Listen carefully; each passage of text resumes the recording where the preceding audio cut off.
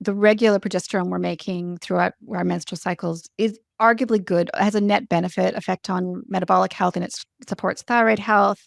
It shelters us from excess androgens because it has an anti-androgen effect, which is why progesterone can be treatment for PCOS or polycystic ovary syndrome, which is the high androgens or testosterone in women. So I think really it starts in early in perimenopause when progesterone starts to drop away. We already start to get some changes to metabolic health, as in a bit more of an insulin resistance pushing through, potentially destabilizing of thyroid because progesterone.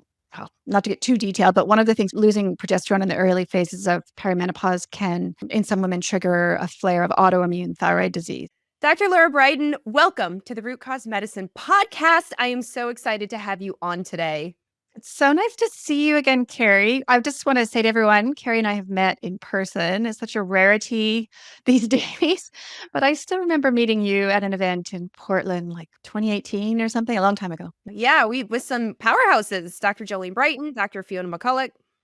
Absolutely. It was a room full of naturopathic doctors that day. It was great. Yes, and that's honestly one of the many reasons why I'm really glad to have you on today as a fellow ND. For everyone listening, Dr. Brighton was first of all, she's a fantastic doctor. Second of all, she's a prolific writer and her books are so good. I recommend them often in my apprenticeship. All my apprentices get her books. And now she has her new book, Metabolism Repair for Women. And that's what we're going to talk about. And the reason we're going to talk about it is you and I were saying off camera that metabolism, metabolic flexibility is very confusing and it's overwhelming and it's not very sexy. So nobody wants to talk about it or deal with it. They're like, what's the pill? Can I just go on estrogen? Is that just protein? What does that look like? So I'd like to start out with some basic fundamental things, even though you have it in the book, of why this is so important and what exactly is metabolism and metabolic flexibility. I know. It's such a good question. So it's ultimately about energy and how the body uses energy and uses sort of the two fuel sources, carbohydrates versus fat.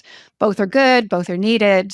But we should, in a healthy state, be in kind of a default fat burning mode. That's actually what's called metabolic flexibility, is being able to sort of default fat burning and then tip into more carb burning when we need to, when we're doing stronger exercise, for example. And the obstacle to all of that is a condition called insulin resistance, which conservative estimates are affects at least 40% of adults. It's probably higher. It depends who you ask. People have different opinions about how many people are affected. And it's a modern epidemic. I mean, people never used to have this. I mean, now we've got teenagers with insulin resistance and tipping into type 2 diabetes, and that's unheard of. So something has gone very wrong with our environment, pushing a lot of people against their will, against their best intentions, into the state of metabolic dysfunction, also called insulin resistance, also called metabolic inflexibility. And as you said, there's something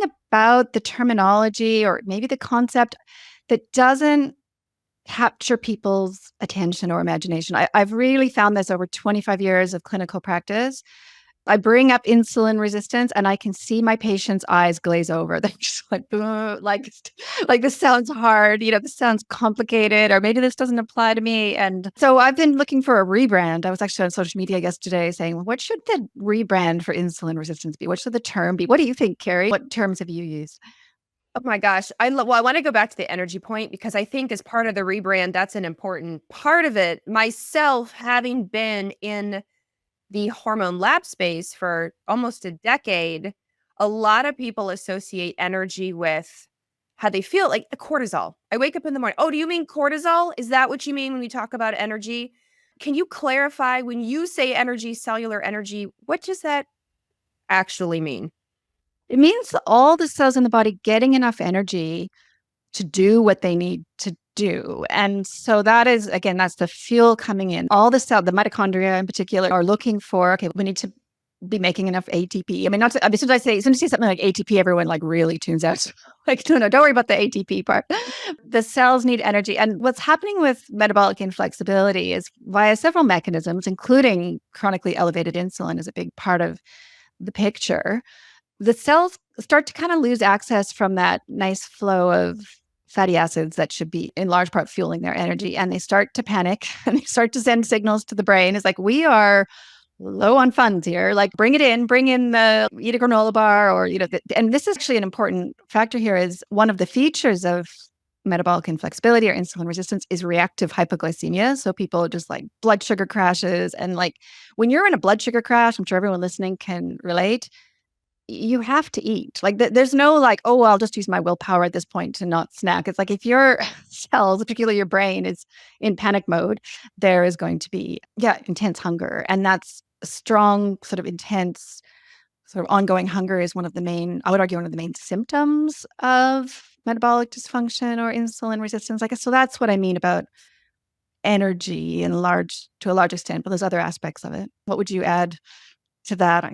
I was gonna say when it was described to me, or maybe I read it in a paper, and I just love this because what people are listening right now and what they're like, I can't lose weight, I can't grow hair, right? I can't, my hormones won't work, or my skin looks dry, my mood is low, I have depression. And so I really started thinking about this. If you don't have cellular energy, which is different than cortisol, then how are you going to have the energy to power hair growth, right? How are you going to have the energy to make a hormone, which is in the same organelle, the mitochondria, same factory, just a different location? How are you going to have the energy to, just like you said, burn fatty acids, lose weight? How are you going to have the energy to slough off skin and get nice looking, clear, shiny skin? And so maybe part of the rebrand needs to be that. Well, obviously, insulin resistance, which we are definitely going to dive into, because I think hopefully now we've piqued people's interest, but somehow conveying, if you don't have the energy, it's like trying to run your house by candlelight as opposed to running your house by full spectrum. Now, candlelight's great at night when you're trying to wind down or be romantic, but when I'm trying to watch TV or charge my computer, I need some power. And it's the same in the body. I love that, trying to run your house by candlelight. Yeah, no, that's a good analogy. The cells are dimming. They are crying out. What's the tipping point? What do you find? Because as you said, this is happening younger and younger, and we are going to get into, especially as women go through perimenopausal transition, but there's a lead up to that. So what are you seeing as the big obstacles for people that's sort of creating this storm of metabolic inflexibility? Yeah, that's a great question. I kind of put that in two parts. I mean, there's the metabolic storm, or there's kind of what went wrong collectively on such a large scale. Really, almost the whole world is affected, particularly, to be fair, like genetically vulnerable people. So in the same set of changes to the food environment, environmental toxins, the same exposure, some people are surviving that. And not necessarily through anything they're doing right, but just they were sort of protected.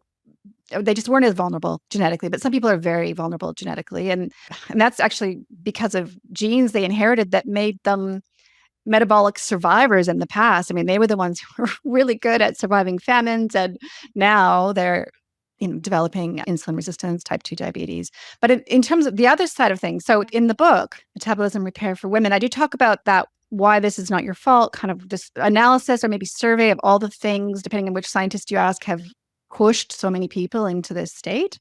And then on the other side of it is like, well, what can you do about it? Like, what's the path out of this? And that's where I love that you use the term metabolic obstacles, because that's what I decided to do in terms of the road out, or the road signs to try to get out of this, is for each individual, try to prioritize which are the parts that might be going wrong that are easy and high effectiveness. So I do talk about, for example, circadian rhythm. For some people, might be a really good starting point, because that's something easy and nice and enjoyable, is to get that morning light. And for example, microbiome is a big one. Well, here's an example where, as two NDs or naturopathic doctors, we can, I really resonate with the fact that the gut has a huge effect on metabolism and metabolic health. And there's 10 patient stories in the book, and I've only realized after that 2 of them are about fixing the gut to fix insulin resistance. And I'm sure you've observed that with patients clinically. Certainly I have. It's like someone who might be doing a lot of things right, but just has this ongoing like SIBO or underlying gut issue, and you address that and the inflammation goes down, and then, like boom, everything else with their metabolism seems to kick into place. I definitely see that too. We were talking about with the metabolism, and you talk about this a lot in your book, but I do want to touch on this, like testing. So if somebody's listening now, like, gosh, wow, that actually really kind of sounds like me, or I'm really concerned. Can you test your metabolism? You can. Yeah. Well, I'll survey a few things, and I'm curious to hear, because obviously you're the testing expert, so you can chime in with some extra things. But yeah, there are signs and symptoms of insulin resistance. So I am just going to keep saying that term, even though it needs a rebrand at the moment. That is the term that scientists use, that a lot of clinicians who are savvy about this use. And to be clear, your average family doctor is not testing for insulin resistance. They are just not. It's just not on their radar. It's on the radar of some people, but it's not on the radar of general medicine right now, which is really unfortunate because it's having such long-term negative outcomes for people. I mean, it's this underlying tendency to insulin resistance that is generating the cardiovascular risk, for one thing. This is when there's lines being drawn between, connecting the dots between being overweight and cardiovascular health. It's insulin resistance that's the connecting factor. In fact, in the book, I argue it's actually insulin resistance that potentially causes both overweight and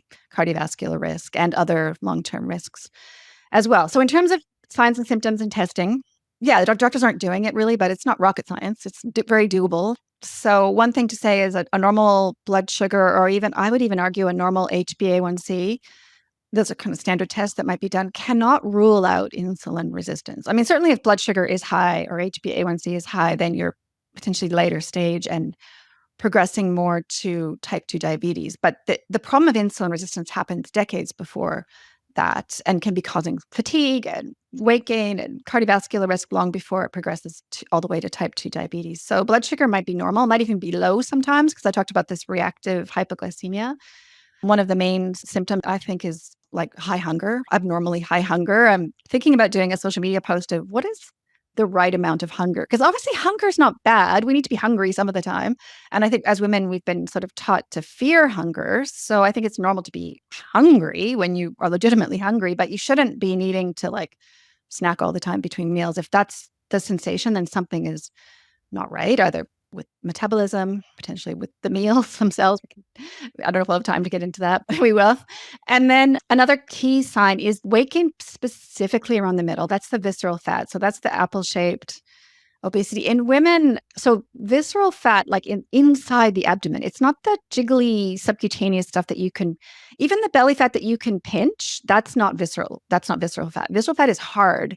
It's like packed inside. And so my patients will describe it as this sort of solid like shelf under their rib cage. It's like this really uncomfortable like feel, and they know it's not right. They're like, this doesn't feel good.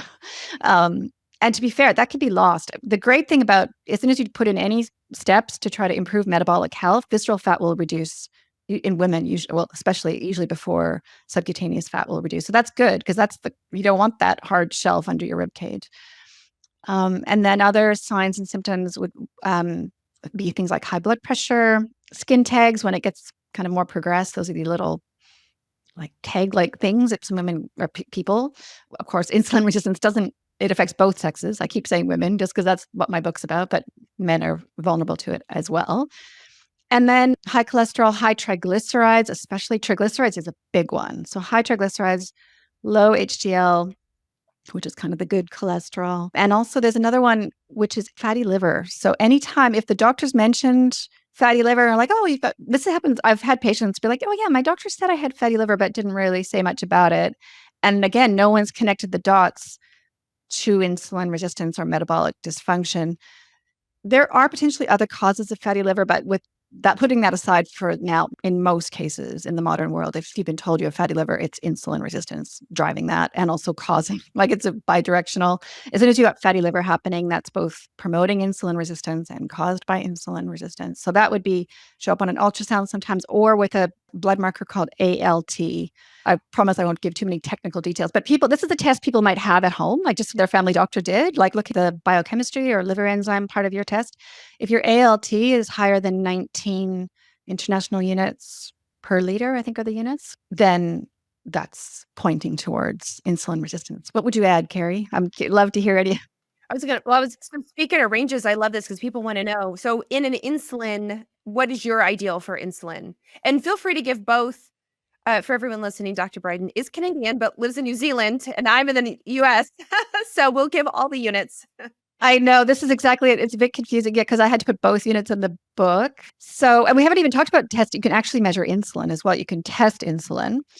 So maybe we'll start with that. So that's testing the hormone insulin. And I do need to kind of spell this out because I've had countless conversations where I'm like, again, saying to patients, I think you have insulin resistance. And they're like, no, my insulin was tested. It was whatever. And they're actually talking about their glucose being tested. So I'm talking about the hormone insulin. And in the book, I do talk about a few nuances around testing fasting insulin. For one, if it's elevated, it means insulin resistance. If it's not elevated, there can be different reasons why. So it's a little bit more of a gray area. But a normal fasting insulin, unfortunately, can't rule out insulin resistance either. But I do a lot of fasting insulin and dynamic insulin testing. So with fasting in the international units per milliliter in Australia, we would use less than 8 or less than 55 picomoles per liter. What units do you use for insulin? 8. Yeah, we're under, yeah, generally. So that would be fasting. And then if you're doing a challenge, like a glucose challenge, insulin does go up normally, but it should stay below, I would say below 60, maybe below 55 international units per milliliter, and then below 410 in other units, picomoles per liter. If anyone from New Zealand or I think the UK use those units. Yeah, and then triglycerides is the other big one. I'll just mention it should be below, I think you use milligrams per deciliter, 150, or in Australia below 1.7 millimoles per liter. Triglycerides is it's quite a useful test, I find. And one thing about it, just as a little background, fun fact, if triglycerides, these are like blood lipids, are high with insulin resistance because the liver is making them in the state of insulin resistance. Those aren't coming from your diet. A lot of them are coming from the liver has made those. Dang. And I've even seen with triglycerides, obviously, depending on your heart risk, a lot of other risks. I've seen, of course, groups, societies feel your triglycerides should be even lower, under 100.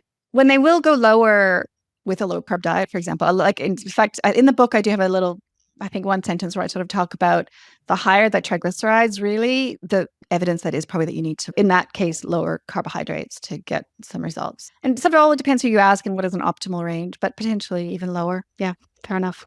Yeah. And the great thing is triglycerides are easy to attain. Most everyone listening has probably had a cholesterol test.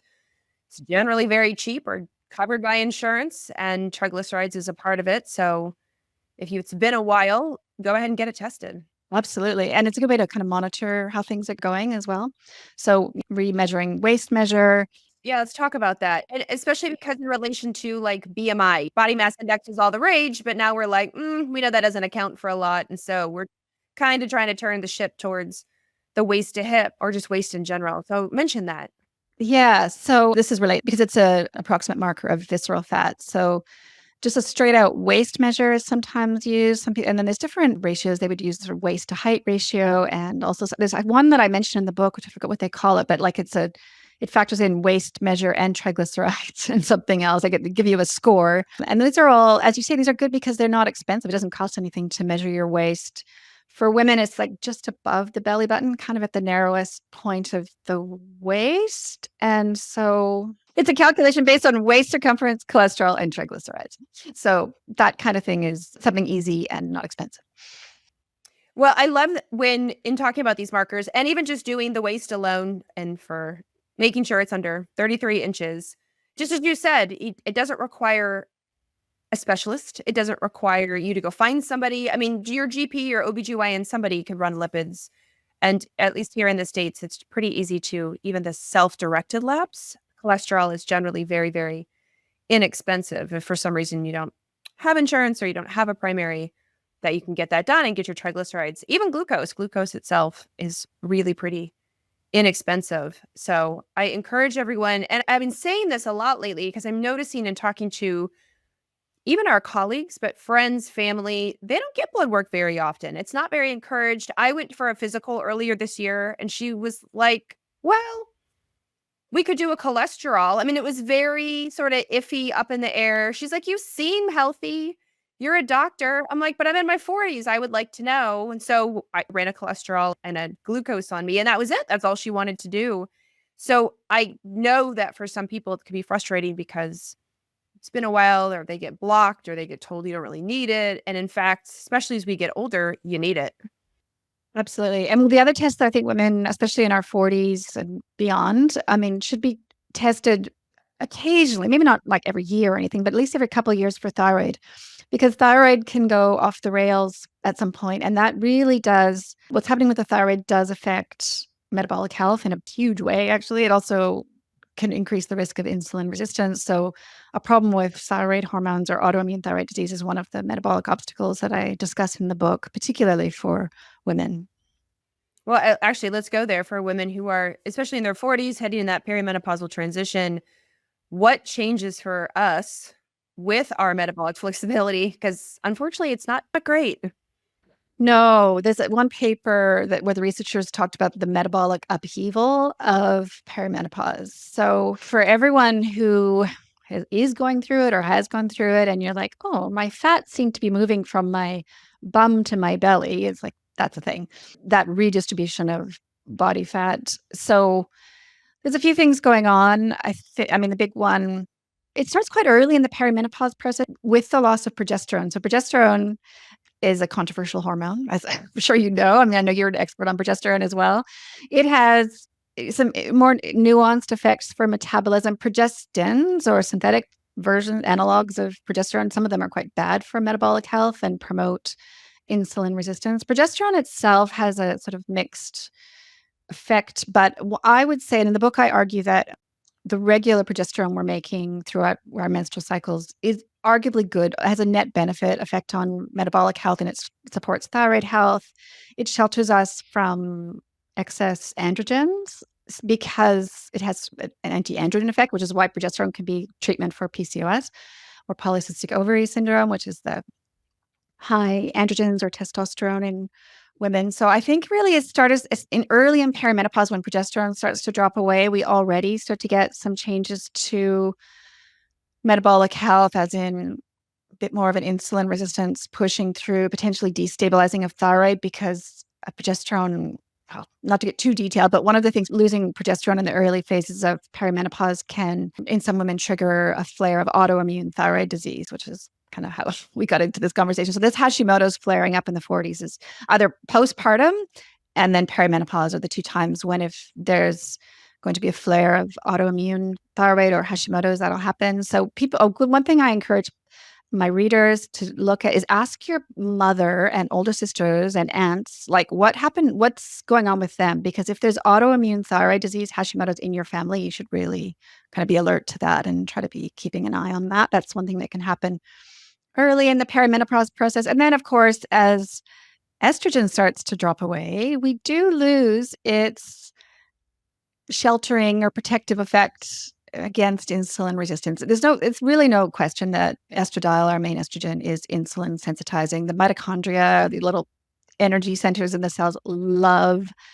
estradiol. It does other things too. One of the interesting mechanisms how estradiol may, in our reproductive years, shelter us from insulin resistance is it helps to prevent intestinal permeability. So this is back to the gut thing that we talked about. So it actually, my understanding is estradiol helps to thicken the mucus lining in the gut and support the microbiome. So there's going to be some microbiome changes with the drop in estradiol. There's going to be some increased intestinal permeability, and that leads, well, I'm going to say one more technical term. There's something called metabolic endotoxemia for any of the nerds listening.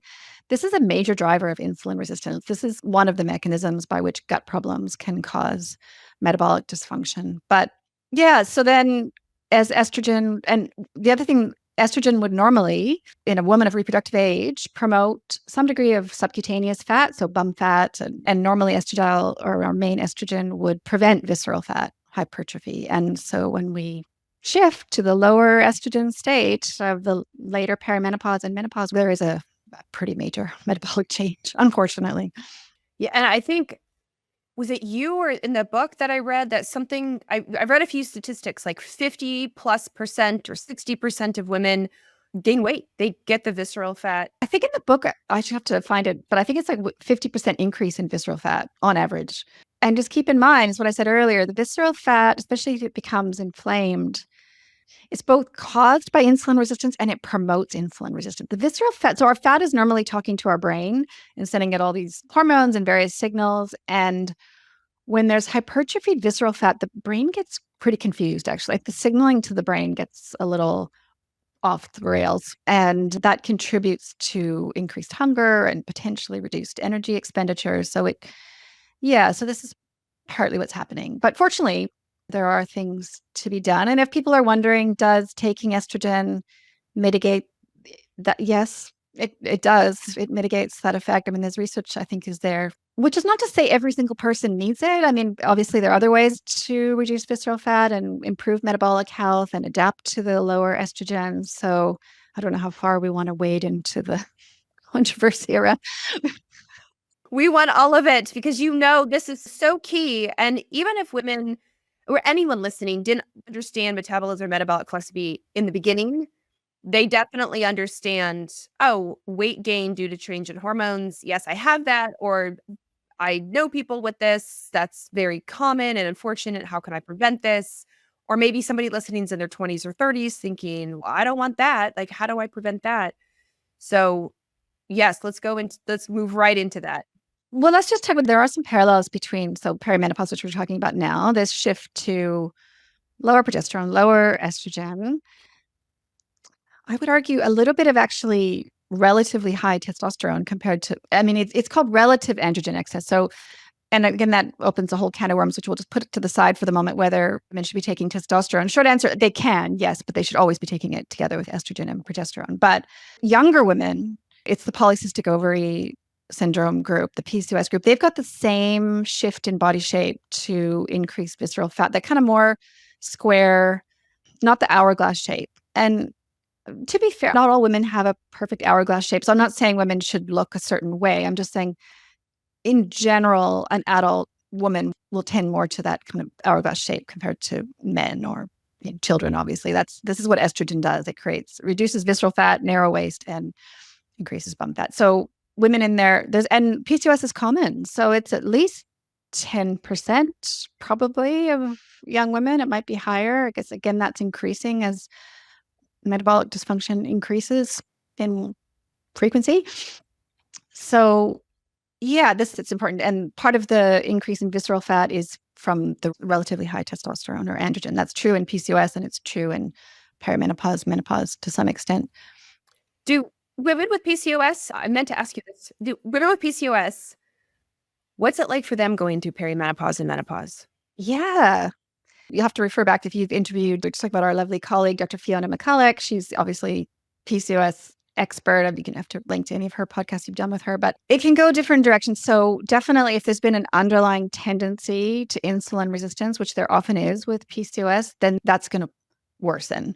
So my experience is with my patients, if they had that true classic insulin resistant type of PCOS, when they were younger, then they're more at risk in their 40s and into perimenopause. It's not like that doesn't go away, right? And at the same time, depending on the PCOS label is quite problematic because it gets slapped on a lot of young women for different reasons. But like if there was someone who didn't have insulin resistance, just had the PCOS label because of irregular periods, some of that can be outgrown to some extent. There are versions of PCOS that can be outgrown. And then my understanding is actually because of the sort of different calibration between the brain and the ovaries, some of those women might actually get slightly later perimenopause, menopause. A lot of my PCOS patients will get to their 40s. They're like, oh, I'm finally having 28-day cycles for the first time in my life. Like I've gone from 40-day cycles to now, as the kind of signaling from the brain speeds up, that can be quite a good thing for them. So their period regularity might improve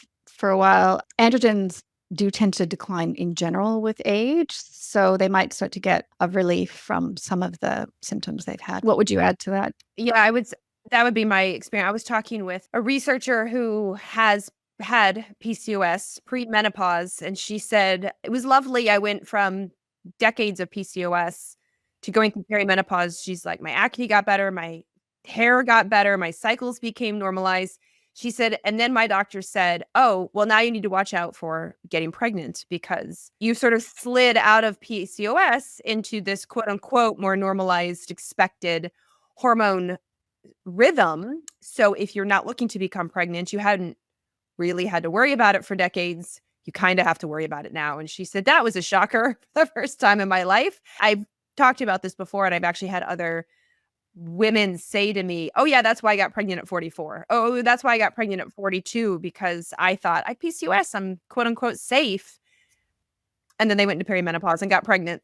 Yeah, that's been my experience too. There could be an increased fertility in that group. I mean, in fact, perimenopause fertility is still happening, especially in women's early 40s, regardless. Because actually, with that high FSH, or like there's a lot of estrogen around potentially. The ovaries are very enthusiastic with their ovulation. They're not always necessarily following through with enough progesterone. So there's that side of things, but they're pretty enthusiastic. Yeah, you can definitely get a perimenopause pregnancy, which can be a surprise sometimes. Yes, that is true. I've definitely heard that quite a bit also. All right, now let's really go into what do we do? What do we do? Somebody's listening, they have insulin resistance, they've done the blood work, they're looking at their blood work right now. They're looking down at themselves in the mirror and saying, I have that shelf, I'm having those symptoms. Dr. Briden, where do I start? I know. And with the book, as you would have seen, like I did not offer a one size fits all cookbook recipe. This is what you do. Boom, boom, boom. I know how much people want that. Like I know that from my own patients and on social media. Just tell me in like 3 bullet points what to do. And I guess there's a few bullet points we can provide. Certainly. I mean, but I do obviously in the book offer this troubleshooting approach because, and I know it's cliche, but everyone's a little different. And the diet, you get people crusading, oh, this diet worked for my insulin resistance, or this one did. And then they're evangelists for whatever their diet was. And people, I'm sure even just listening, have seen that. It's like witness. It's like, okay, well, they say this works and then they say this works. It's like, how can all that be true at the same time? And it really is that different things work for different people. There's different aspects to focus on. It's not all diet, too. That's the other thing. I mean, the diet wars are raging, and I can chime in a little bit here with what I think needs to happen. But also keep in mind all the other troubleshooting I talk about in the book, the circadian rhythm, the gut health, the thyroid, certain types of medication, including hormonal birth control, can promote insulin resistance, sleep, and just the whole role of the nervous system. I'll just bring that online a little bit before we circle back to diet. The autonomic nervous system, in my view, looking at it all now, controls everything. Like it's just people have probably heard of it. It's like this balance between sympathetic and parasympathetic nervous system. Lots of really cool neurotransmitters involved in that, including adrenaline, which is not all bad. We need a little bit, certainly for fat burning. But then on the other side, we've got acetylcholine and oxytocin and all these very cool hormones and neurotransmitters that regulate metabolism to a large extent. I mean, I think the nervous system's very in control in partnership with all the various hormones, including cortisol and insulin and leptin. There's a lot of players in the metabolic orchestra, which is why it can be a little overwhelming. And in the book, I do survey some of them, but I also encourage people, you don't have to memorize all that. You don't have to feel like, oh, I've got dialed in the exact mechanisms of what's going on. You just have to understand that because it's such a complex system, you can make some simple positive changes towards feeling good that can reverberate through the whole system and improve metabolic health. So building muscle, supporting circadian rhythm, having a healthy gut, those all feel good. Those all help. And then I guess from a diet side of things, I'll talk about in the convergence and all the Venn diagrams if you've got like the keto and the plant-based and everyone's like debating. But there are a few kind of sweet spots where most people agree. So I'll talk about those first and then we can get a bit more detail. But I think most people agree that prioritizing protein can really move the needle because it's so satiating. Like it just feels so good and your body wants that so much. And it helps to improve glucagon, which is a hormone that is sort of the yin yang with insulin. So protein in general is very good. And then you'll see in the fine details, oh, well, protein actually stimulates insulin too. It does. But I mean, that shouldn't deter people from having a nice protein breakfast that is going to make them feel good and calm the nervous system and do all the good things. And we need a lot more protein than we think. So I don't know what you aim for with your patients. Like a conservative, I would say 20 grams of protein for breakfast, probably 30. But I say breakfast because early in the day is just a really nice way to get that happening and stabilize blood sugar for the rest of the day and feel less hungry for the rest of the day. So that's 20 or 30 grams of protein. And just to put it in perspective, that's not 20 to 30 grams of a protein food. Like to put it in perspective, one egg has 6 grams of protein. So one egg isn't going to cover it. You need either well, you'd need technically need 5 eggs, which no one's going to do, or you could have like an egg with some salmon or like some cheese, or I personally have meat for breakfast. I'd be like a lamb stew for breakfast. Or you could look at protein powder. Do you have thoughts on the protein side of things, Carrie? I do the same. And from personal experience, definitely the 30 grams of protein, at least for breakfast, because what I've noticed, and I've had other guests say, people tend to have an egg, right? They have an egg and a piece of toast, and that's 6 grams. And then they'll have a salad with some chicken for lunch. And the chicken's just a little bit, especially if you just get a quick chicken salad or at a restaurant where they're not very generous. And then dinner may be heavier, but maybe not, depending what your preference is. And so by the end of the day, you may have only had 50 grams total or 60 grams total by the end of the day, when one meal alone probably should at least kick off with, I agree, 30 grams of protein. So I've had some podcast guests on here, like Stacey Sims, who says she feels 1 gram per pound of your ideal body weight. Per pound, yeah, not per kilogram. So that's high. Yep.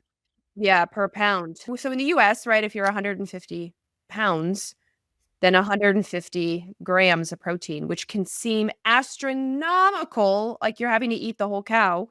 And as Dr. Stims had said, remember there's protein in a lot of things. Don't just necessarily meat is wonderful. If you eat it, I'm a meat person, you're a meat person. But think about like beans and nuts and lentils and seeds and other like there's a whole list of things and it all adds up. Absolutely. And just one more thing to say about protein that might help people is I'll acknowledge I don't come anywhere close to 150. It depends on body size and other things too. And goals, it depends on goal, right? And she's physique based and endurance, and so they need more. I am not endurance. Yeah. But protein is our main appetite. So this is what we're getting from some of the scientists. So as the kind of animal that we are, so not all animals, in the book, you would have seen, I really frame us as a biological creature. We're animals. We have certain requirements, just like all animals do. And for us, protein is the primary appetite. So the body and the brain are like seeking a certain amount of protein every day. And until we get it, we just will keep feeling hungry. It's pretty much impossible to feel satiated or like you've had enough until you've hit your personal kind of protein requirement for the day. So that might help people kind of understand why it's so important. In terms of diet, though, I'll just survey a couple other things I think most people can agree.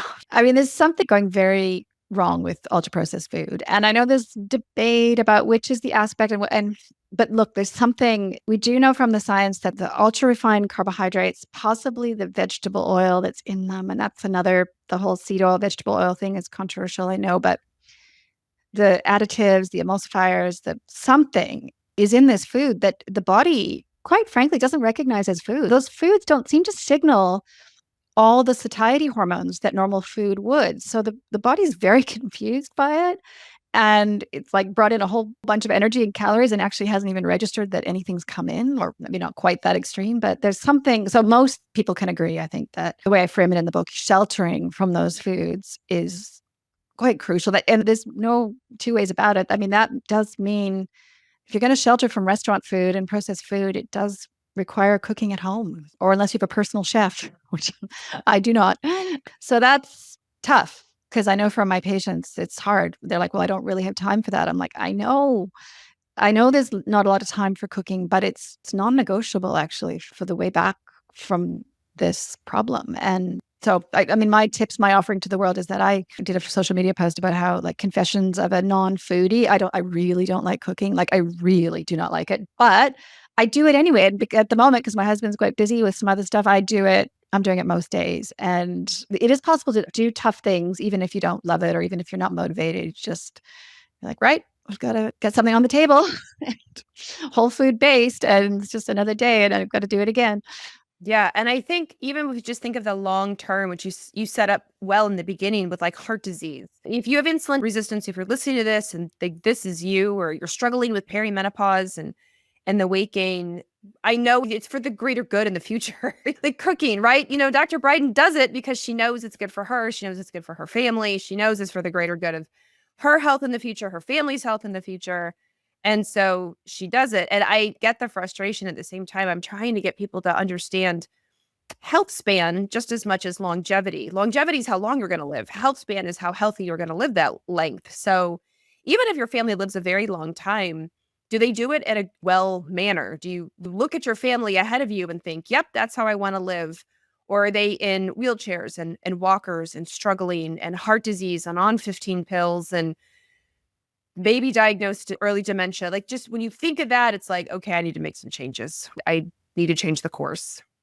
And it can be even closer in than that. Like for me, like just for example, if anyone who follows me on social media knows that how much I love walking. Like I seriously, like I just want to go on a walking holiday every year. And I like climb mountains, like small mountains when I can. I'm not like a high alpine, like a adventurous kind of mountain climber, but small mountains.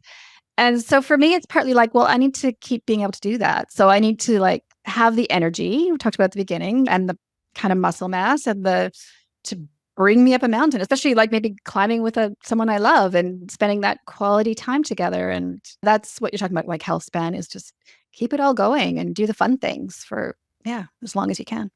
For me, it's travel, and I'm a carry on traveler. So to be able to lift my carry on overhead and get it in the overhead bin, I want to be able to continue to do that and then walk and explore and adventure in whatever city I'm headed to. Before we leave the kind of food thing, and I'll get you to like chime in with maybe if I've missed anything. But I mean, I think the other place where in the Venn diagrams where most people agree is around sugar and sort of sugar and carbohydrates. So again, there's nuance and there's controversy, and I'll acknowledge that people require different amounts of carbohydrates. I will say some people do very well on a very low carb or keto approach. There's actually quite a bit of science now around that can be quite helpful. Not every single person needs that, but something is going very wrong with sugar. And sort of it's very confusing to the body. So high dose fructose, and again, not the bit of fructose that comes in fruit or whole food sugars are quite different, but at a certain threshold, above a certain threshold, high dose fructose is doing something bad to mitochondria. And that is like in the whole cascade of the orchestra of hormones, that is also really confusing the system. So, and some people are more vulnerable than others. It depends on age and fitness level and all kinds of things. But if people in the book, I do talk about sugar quite a lot. I have a chapter on food addiction, which is to a large part sugar addiction, although not exclusive. And I know that's also controversial, but I always feel like I need to mention it because there are some people out there for whom that is one of their major metabolic obstacles. And I just want to reassure people if they're in the grips of that, like can't give up sugar, just like really in the grips of potentially for some people almost clinical addiction, there is a way through. There is help. I provide some strategies in the book. I link to other support groups and things of people who are trying to escape that. And yeah, so that's another big part of the story. It's not just, it's way more than just, oh, you should cut, because most people know it's like, oh, I should cut back on sugar, but it's not always that easy, especially if they're in a tough way with it. And sometimes I have found, just in sheer observation with sugar, it can be just like picking up your phone to scroll or to be on your phone and you don't even realize you've done it. I will see people put 4 packs of sugar in their coffee. I'm like, did you realize you just put 4 packs in? And they're like, oh, well, I just did it out of habit. Like, oh, I didn't even realize. Or in yogurt, when you do the quick math, I don't mean to shame or anything, but like you've got the super sugary yogurt, metabolic health is your concern, your triglycerides are high. And by the way, there's like 8 grams of sugar in this yogurt that you eat twice a day. Are we sure about this? And again, it's just that like, oh, it's a quick, I didn't even think. I didn't even read the label. I didn't even know. And I'm like, I know. We were not taught this at a young age, how to discern, how to read labels, how to pay attention. We just go on automatic human, right, mode when we do things sometimes. This is where the modern food environment that scientists are scrutinizing, the ultra processed food environment potentially is a lot of it's really loaded with sugar. So there is a lot more sugar than people realize in just prepared foods. And like you mentioned, yogurts for sure. And unfortunately, yogurts have kind of been promoted as healthy, but they're not, especially if it's a flavored yogurt. As you say, there's a lot of sugar in that. And also, there's just a lot of sugar in restaurant food, especially in the States. I did mention this in the book a little bit. Like coming from when I travel from New Zealand, and I'm just like, and then I'll just eat. It's like, oh, this like restaurant stir fry is like, super sweet.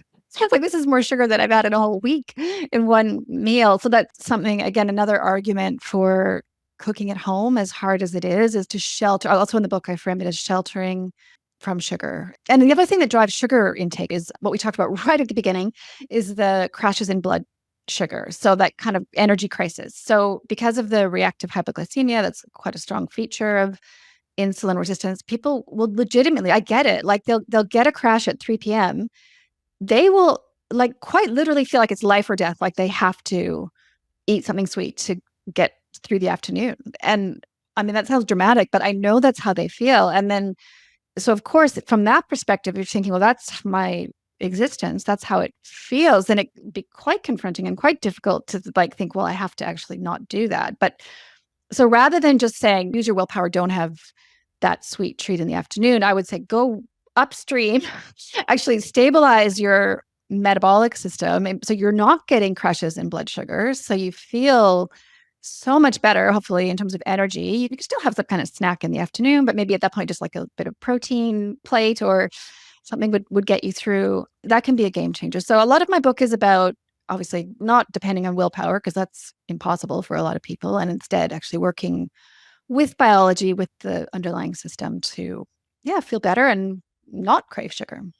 And as people are putting all these foundations into place, and so a lot of your case examples, I want to just touch on supplements briefly. Like you have some favorites as it relates to helping move upstream or like get yourself off the cliff. So let's talk about that. I do. Well, I have what I called my 5 missing metabolic nutrients. So by missing, I mean they're missing in the modern food supply. So, well, all of them, especially a couple of them, which I'll mention, they were present more in the food of our immediate ancestors, like not even that long ago. Like, here's an example. So some of the nutrients I'm going to list shortly are found in organ meats. So almost every podcast I've been doing lately, I've had a little share and tell, especially if we're roughly the same age. You and I'm a little older, but like we're roughly the same age. So, Carrie, were you fed liver or kidneys when you were a kid? Oh, no, you weren't. Oh, okay. No, never. Now, my dad loved it. My dad loved liver, but my mom hated the smell. So it was so rare. So it was no. Okay, so your household was probably right around the time where that stopped happening. But like we were fed liver once a week. That was kind of on the rotation. You don't have to go back that far in time to realize people were eating quite differently. But the two, I'll just go through my 5 missing metabolic nutrients. So 2 of them that were found in organ meats would be a good source, would be choline and inositol, the famous inositol, which is actually quite well studied for insulin resistance in both PCOS and perimenopause. And I'll just point out with inositol, for it to work, you need to do pretty high dose, like gram doses. It's not a micro kind of nutrient sort of thing. You need quite a lot of it. And then the other 5, so choline, inositol, magnesium, of course. Everyone loves magnesium now. Naturopathic doctors loved it 25, 30 years ago, and now everyone's on board with it, which is great. Another amino acid called taurine, which was in the news for a while, but being anti-aging. It actually supports mitochondria and metabolic health. It's found primarily exclusively from animal foods, where you could supplement it. And then glycine was my number 5. And another amino acid is actually just really good for calming the nervous system and supporting the autonomic nervous system. It also shelters the liver from fructose to some extent. So yeah, those are my 5, and that's not exclusive. I mean, there's other ones, obviously. I know creatine is quite popular, and zinc, and there's berberine, and there's other ones. But those 5, the choline, inositol, magnesium, taurine, and glycine, I like them because they're, and I don't sell them personally or anything, but I like them because they're inexpensive, they're safe, almost anyone can take them. Obviously, talk with your pharmacist, especially if you're on other medications before you start anything. But they're generally, yeah, quite easy to access and safe long term. The glycine, for example, a lot of people take magnesium glycinate, which has glycine in it, but the glycine, when we're talking about this, is also in gram doses. And so 500 milligram magnesium glycinate is not going to get you the glycine that you're needing. That's so sometimes I will hear people go, well, I'm already taking magnesium glycinate. I'm like, well, Yeah. Yeah, I did a quick calculation. So I think in an average dose, a dose of magnesium glycinate that delivers the 300 milligrams of magnesium is going to be about 500 milligrams of glycine. And yeah, so that's 500 milligrams, and you need more like 3,000 milligrams or 3 grams of glycine to kind of hit, especially therapeutically. And the way I take glycine personally and often prescribe it is at bedtime, because it is a nice, super easy sleep enhancer. I saw someone on Twitter talking about glycine. They're like, this can't be right. Like it tastes like sugar. It's like dirt cheap, and it promotes sleep. And it's like, wait, where's the downside? I'm doing like a infomercial for glycine. it's like inositol. Inositol tastes sweet to me when I have used inositol. I love the flavor of it in water. And all of them, actually. My magnesium, I have capsules for when I travel, but at home, just for convenience, I just dump them all in water and mix it up. And it's really quite easy. So that's fantastic. All right. Amazing. Laura, this has been so fantastic. Is there anything that I missed? Anything last minute we need to add in the area that I didn't cover before we wrap it up? No, I think that's probably enough for today. As we've acknowledged, it's a big topic. I mean, there are lots of other aspects. I encourage people to look into it more and not be intimidated by the term insulin resistance. Just go approach it, learn what it is, and know it's reversible. Well, that's the other thing. All of this is reversible, which is, I guess, a good concluding remark. I love that. And I think that gets missed a lot in medicine. It's like you have this stamp, you have insulin resistance, and then it's like, oh my gosh, I have insulin resistance. What do I do? When in fact, you're like, no, be proactive and it's reversible. Well, the other thing I would finish with is there is a chapter you would have seen in the book on shame and kind of shame around body size. And I hope with the discussion that a lot of this has been caused by the food environment, by environmental toxins, which we haven't really talked about today, but medications potentially, and collectively the whole human race is being pushed into insulin resistance. I hope that helps to dispel shame. This is not something people have done wrong. They're just trying to live their lives, as people in every generation have been trying to live their lives. And suddenly in this generation, we all have to think about this metabolic problem that people 100 years ago didn't even remotely have to consider. And the other thing that's happening, which one more thing about dispelling shame and why this is not people's fault, is the negative effects of the environment, whether it's the toxins or the ultra processed food, is amplifying every generation. This is very scary, but it's worth saying, and this is because of something called epigenetics. So this is why, so if your parents or your grandparents had this, then you're even way more likely to have it because they're passing on that effect to you, basically. And this is why we're now, I mentioned at the beginning, getting teenagers with insulin resistance and teenagers with fatty liver. It's 50 years ago, that was unheard of. That was absolutely not even remotely happenings. And I just feel very concerned for young people and very bad. And just to compare and contrast, we've got teenagers now who are having to be quite conscientious about making these changes and avoiding ultra processed food and avoiding sugar. And 40, 50 years ago, I never had to do that. Hands up, I was fed liver and lots of good things, but also I was eating Oreo cookies and I was a typical teenager. I was not health conscious back then. And I feel bad for teenagers now that they have to be so health conscious and think about this all the time and shelter from the food. But unfortunately, that's just where we've ended up. That's where we've ended up. Well, again, I'm so grateful that you wrote the book, Metabolism Repair for Women, and that you came on today. Let everyone know where they can find you to learn more. Yeah, thanks, Carrie. And thanks for having me. It was so delightful to talk to you. I do hope we can see each other in person again one day. You never know what might happen. I'm easy to find. I'm at larabriden.com. All my books kind of link from there. Period Repair Manual, Hormone Repair Manual, which is for perimenopause, and this one, Metabolism Repair for Women. And all my social media is at Lara Briden. Amazing. Well, once again, I'm just really grateful that you came on, shared all your wisdom, have written this book, and thank you. Thank you. Welcome to Rupa Health, the best place to order, manage, and track results from over 30 different lab companies in one single place for free. It's going to take you under 2 minutes to sign up, and you can order any functional medicine lab for your client in under 30 seconds. Let me show you how it's done. So here's our beautiful interface. I'm typing in the name of my client, selecting the lab that I want to order for them, and hitting send. From there, Rupa and their amazing team handle the rest. They email the client, collect payment, and even offer an interest-free 3-month payment plan. We've also built the world's largest library of information about chronic health conditions, the lab tests that can help you find the root cause, and the evidence-based interventions that you can use to help people heal from them. It's called the Rupa Health Magazine. There, we have in-depth articles about almost any health condition you can imagine. And we give you step-by-step protocols that other clinicians have used to help their clients heal and that are verified by evidence-based sources. You should totally check it out, and it'll transform your practice. And we can't wait to see you. So make sure you sign up today at rupahealth.com.